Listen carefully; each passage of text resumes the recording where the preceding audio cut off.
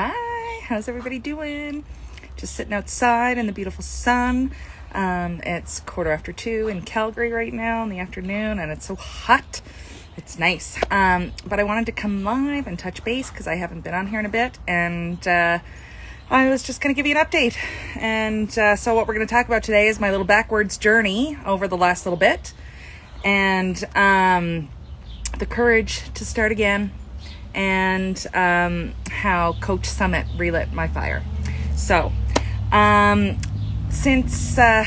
you want to, actually, if I mention any links in here, I'm going to link them below after, so that you can check them out, because you can click the links if you start there. Hi Cassidy, nice to see ya. So anyway, my little backwards journey over the last little bit.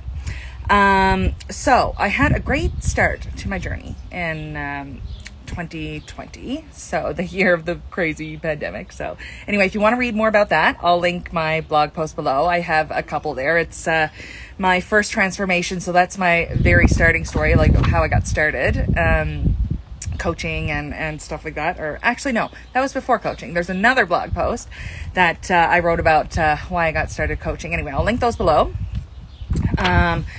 But I had some great results to start off with, and I did so good with my business, and I joined a test group and had phenomenal results with that.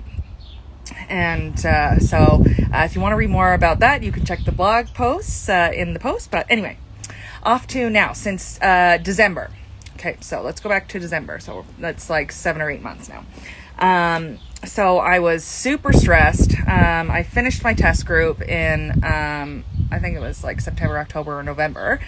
And that was great. I had amazing results. And then we did Christmas and, the Christmas season. But right before Christmas, I got diagnosed with OCPD, obsessive compulsive personality disorder. And I, of course, got like super overwhelmed about that and got even a little embarrassed. But once I found out what it was all about, it's all like, I'm a perfectionist, yes, and I've always been like that my whole life, and I'm very rigid, following the rules. I become obsessed about like work and things like that, and like I'm really obsessed about my business and stuff like that, and everything.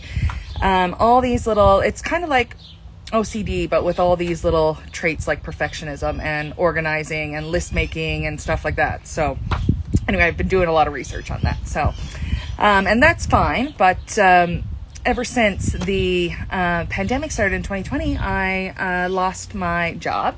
So I was on unemployment for a bit, which is what led me to coaching in the first place.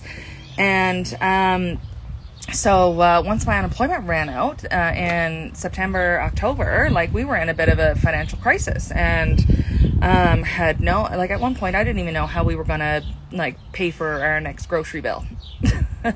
And so that was causing all the stress. And so like when I get stressed, I immediately go for food. Like it's always been like that for as long as I can remember. I get stressed out and I'm just always like comforted by food. And it has a lot to do with like conditioning over the years, right? Because like when we grow up, like, I mean, how do people, like, we celebrate all the time with food, right? It's like, oh, you went, you did this great accomplishment, let's go get ice cream, right? And I remember doing it for like even my daughter's first day of preschool. I remember doing that. It's like, oh, this is so exciting, let's go celebrate with ice cream. Like, I mean, we've done it, like people use food as rewards, and I did it to myself all the time. So anyway, I was bombarded with stress, and I started emotional eating again. I went right back into that, and I just started doing it again and again and again, and I couldn't stop myself. I couldn't figure out why.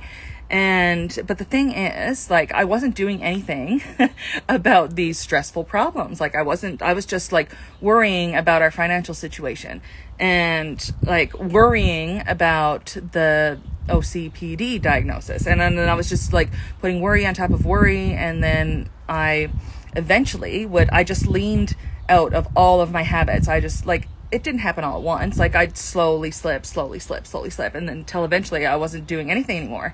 Like I'm not reading my book. And the only thing that I got to say I kept doing was my workouts, because I don't know, I always felt like I had to do my workout anyway if I wasn't doing anything else. Which I'll have another post on that, on why we punish ourselves like that, which I used to do all the time.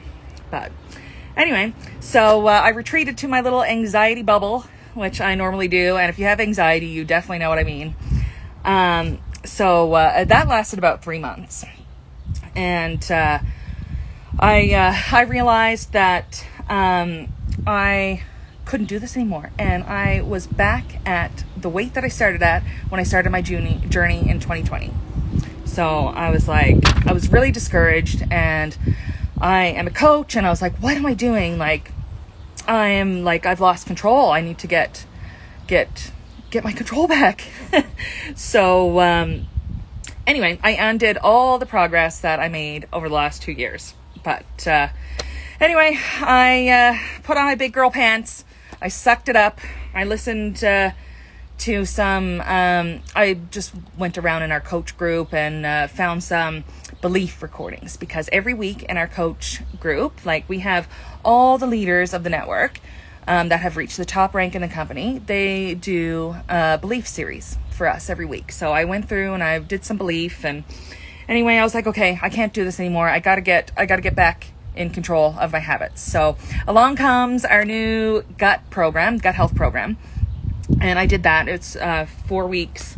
You take out dairy and gluten and corn and some other things, and then you add them back in after and see if anything affects your gut that way. Anyway, so I loved that. I had great results with that, and it actually got me right back in to my habits, and I was feeling good again.